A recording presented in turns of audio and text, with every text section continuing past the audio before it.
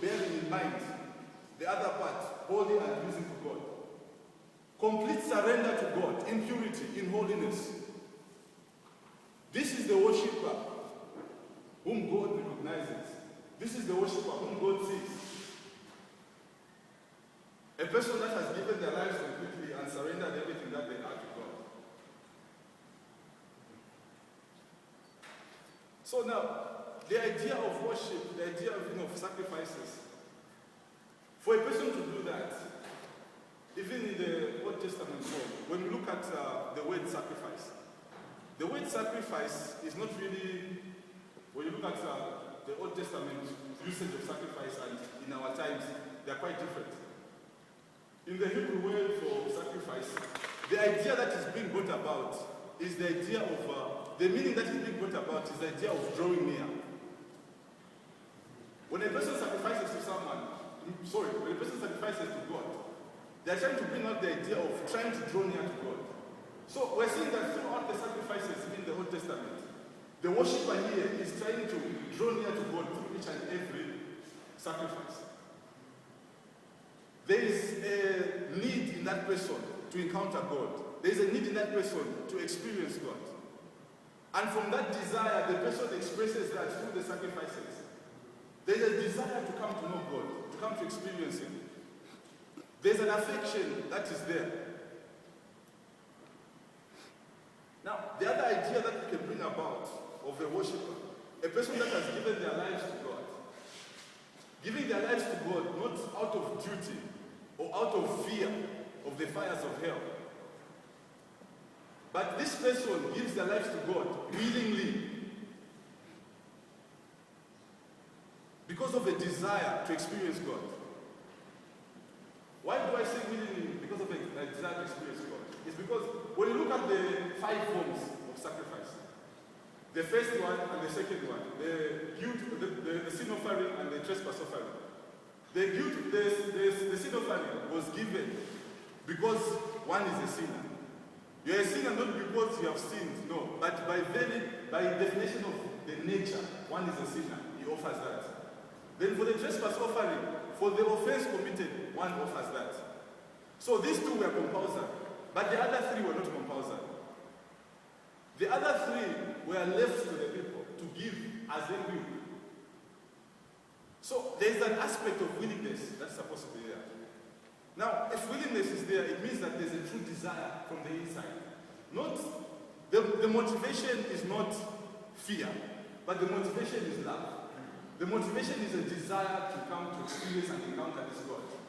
So a person does not stop at number 2, but they keep on going number 3, 4, and 5. Out of a desire, not fear, but a desire for God. So the other idea that we can bring about, the other idea we can equate it to, is whereby this worshipper who gives his life to God in purity, in holiness, complete surrender to God, does so out of affection, does so out of love for God. The worshipper is engaged in a love relationship with God. It is not a relationship that is motivated by fear, but it is a relationship that is motivated by a desire to come to know the divine being, which is God. Now, when we talk about a love relationship, as equated to the act of worship in which one engages in worship, of course, today we hear so much people say, I'm in a love relationship with Christ. I love God with all my heart. God is the center of my world. Without God, I cannot do anything. But you find that if we examine very carefully, if we examine critically, the truth is really far from the confession. One claims that I'm engaged in a love relationship with God. My whole being is all about God. Everything I am, God is the center of my world. I'm a worshiper. My world is a God-centered world. But if we were to examine the life and we discover that the truth is really far from the confession. Why do I say so? In the idea of a love relationship, there is also the aspect of affection. How does one claim that he loves another and yet there's no affection? That is shown. So in this love relationship in which the worshipper engages himself in, there's an authentic love, a real love. Most of us here, I'm sure, can bear in mind that we have also gone through some form of love, at least. We have encountered love. We know what it means to love a person. There is a fire that is there when a person loves another. Yes. There's an excitement that is there when one is in love. Yes. If a person is in love with another person, I mean, even just when a person receives a message, even just a text message from that person, that text message can never become old. It can be read through and through and through and through. Every time it's read, it's like it's something new. One does not get tired. And it's almost as though when the two people are together, it's like they start living in eternity. Time stops existing. Hours no longer count. A person can go through and through and through and through. They don't feel the hours go by. 5 hours can pass and yet it feels like they've just started the conversation. A love relationship where there's true affection. There is a fire and there's a passion. That's a deep boy. So, talking about the love relationship, praise God. People have reached extents where they've done things that don't really seem to be normal. Because of a love relationship, someone is willing to sacrifice everything that they have. One can even go to town, and this is now like for the one can go to town, spend all their money, and end up walking back to campus.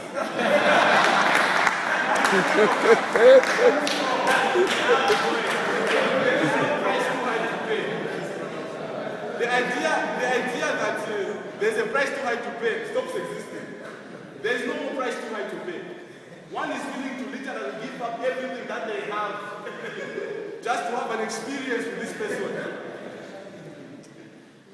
Sometimes even go as far as even risking everything. One risks everything just to have even school fees.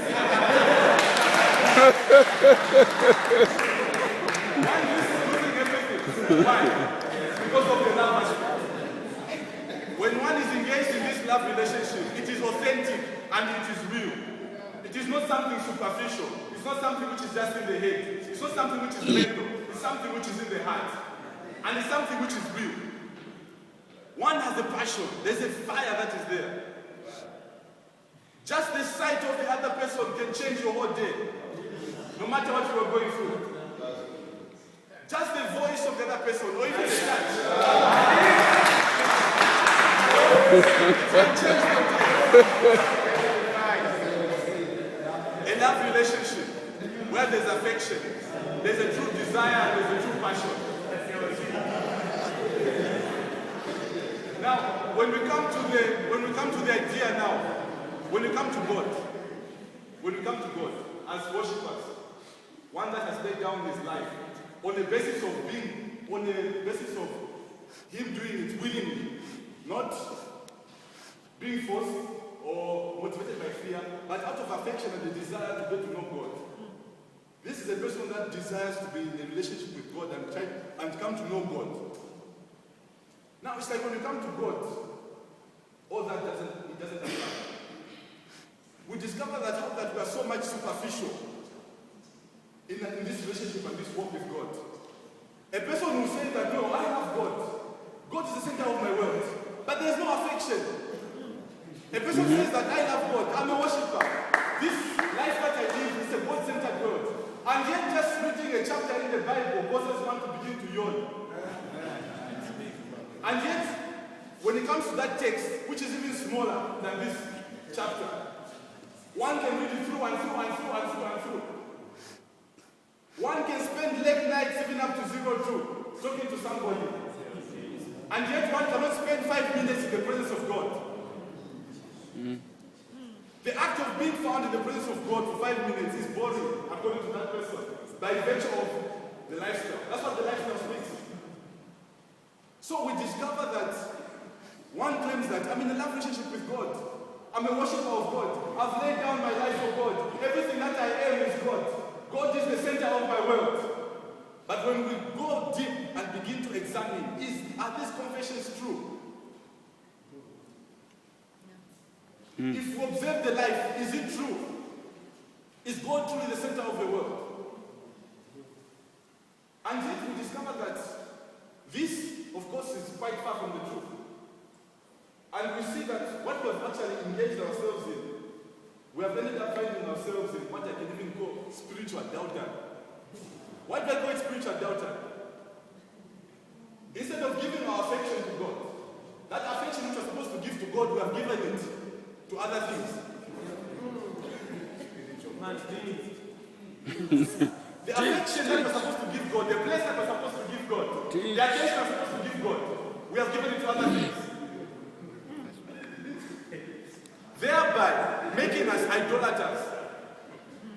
Because now we have reached the point where we have exalted externals above the divine being himself. Why do I say so? It's because it is these things where we find our satisfaction in. It's not in God. We say that the joy of the Lord is my strength, but it is far from the truth. It is not. It is either the clothes one is wearing, the phone that they have, or the spouse that they have. That is the true source of their joy. It is not God. That is the reason why I would invest my time doing something else. Why? That's where I find satisfaction. That's where I find meaning. That's where I find purpose. And that in itself is the center of my world. If you take that away from me, my life is finished. And not God. Teach. We have ended up finding ourselves, instead of being worshippers of the divine being, most of the time we're either worshippers of what he has created. And we excuse it to say that we are worshippers of the divine being. It is a lie. The fact that we would find more joy and satisfaction, the fact that we would spend more time relating with other things other than God, it shows that that's where our heart is. That is where our true treasure lies, not in God. Everything is just a religious act. Because we know that, I want to go to heaven. Who doesn't want to go to heaven? Everybody wants to go to heaven. I don't want to go to hell. So I'm just going to submit myself to the rules necessary. What do I have to do? No, you have to come to church, you have to do this, you have to do that. Okay. All that is just procedure, but there's no reality. It's fake. And sometimes, of course, one will say, no, the devil is a liar. But who is the liar in this part?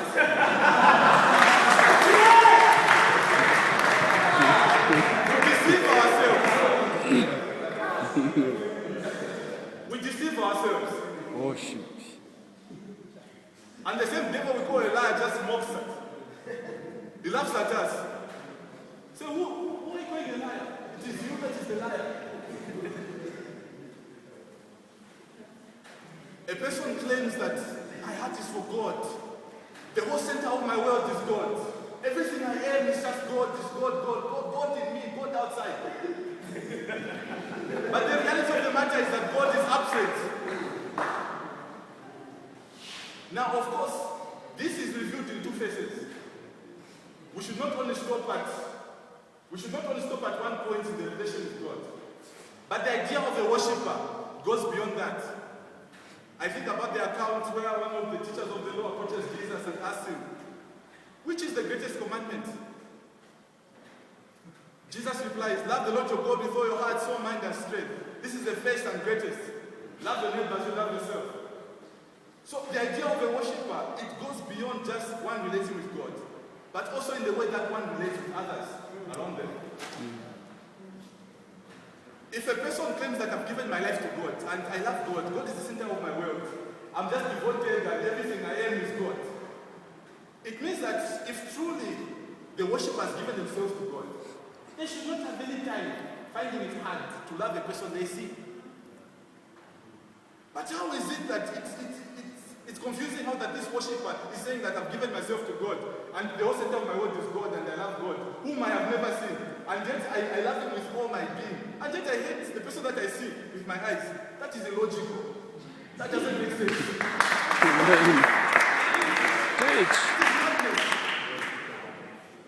It is madness.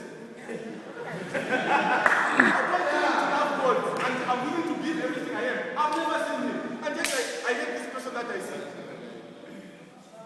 It doesn't make sense.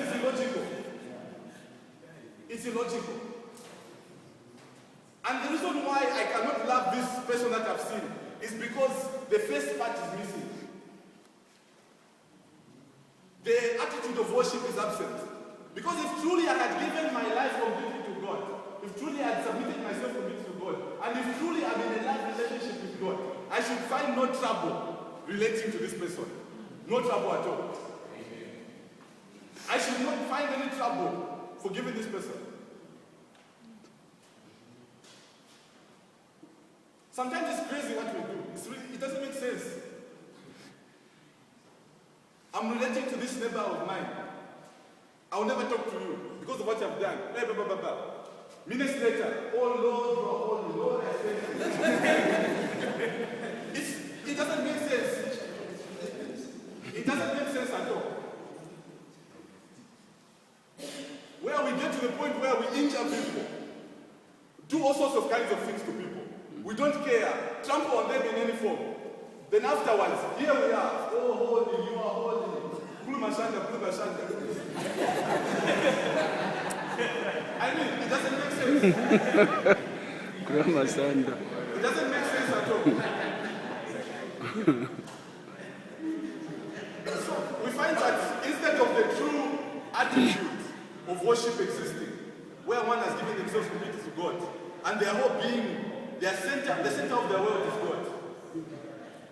We have found ourselves in a state of spiritual doubt and idolatry. We have found ourselves living in a self-centered world, where the only person that matters is me and nobody else.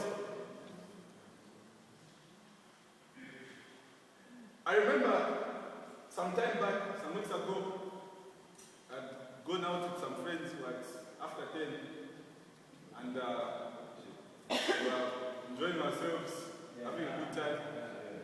Now, funny thing happened is that as we were there after 10, we were enjoying ourselves, and it was just after church service Sunday. We were there. So this young boy comes, and he asks for some money.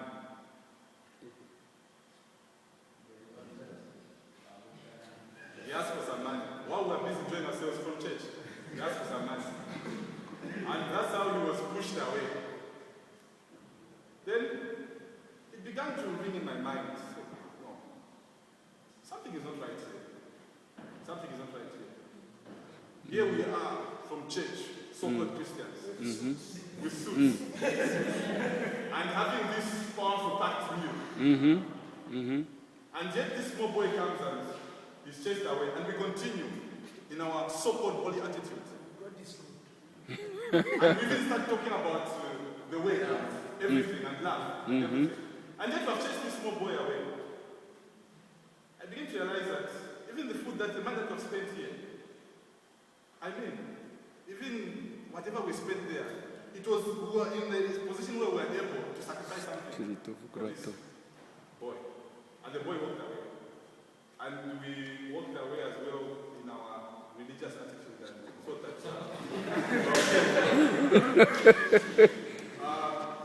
greedy spirit. But that event really struck my mind, and I began to reflect on it and see even how that we are absent of the idea, the fact of relating to people, to others. How that the true idea of worship has been lost, and we find ourselves living just like the Pharisees and the Sadducees lived. We have no heart, we have no compassion, we have no love in its genuine form. We have no love for God. That's the reason why we have got no love for man. Everything is just a religious act, and there's no truth in it. A person claims that I'm a worshipper. What is it about all this thing about worship? I'm a worshipper. I'm involved in a love relationship with God. My whole being is all about God. Everything that I want is God. God is the center of my world.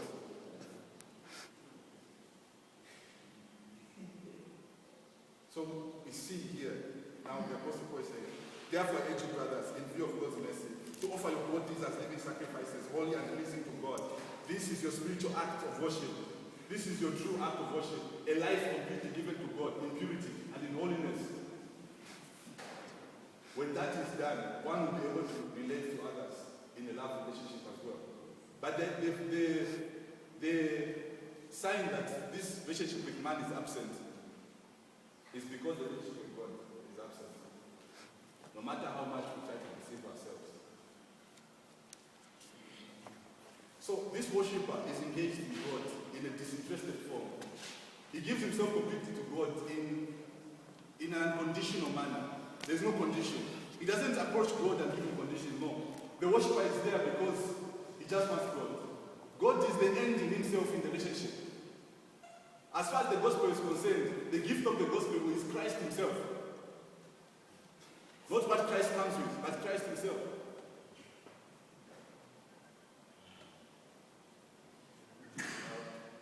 In closing, I would just like to read Habakkuk 3, verse 17. Habakkuk 3, verse 17.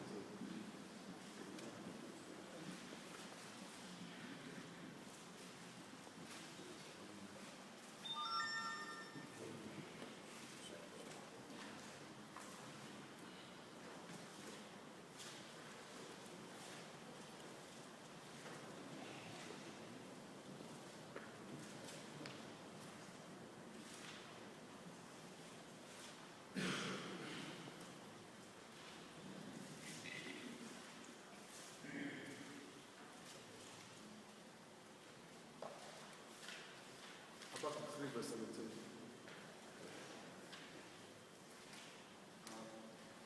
Habakkuk 3, verse 17. Though the fig tree does not bud, and there are no grapes on the vines, though the olive crop fails, and the fields produce no food, though there are no sheep in the pen, and no cattle in the stalls, yet I will rejoice in the Lord. I will be joyful in the God of my salvation. The sovereign Lord is my strength. He makes my feet like the feet of a deer. He enables me to go on the heights. I pray that this be our prayer, whereby we offer ourselves to God in an unconditional manner, such that come what may, we will still be there. Not in a way that gives conditions, but completely unconditional to God. Amen. God bless you.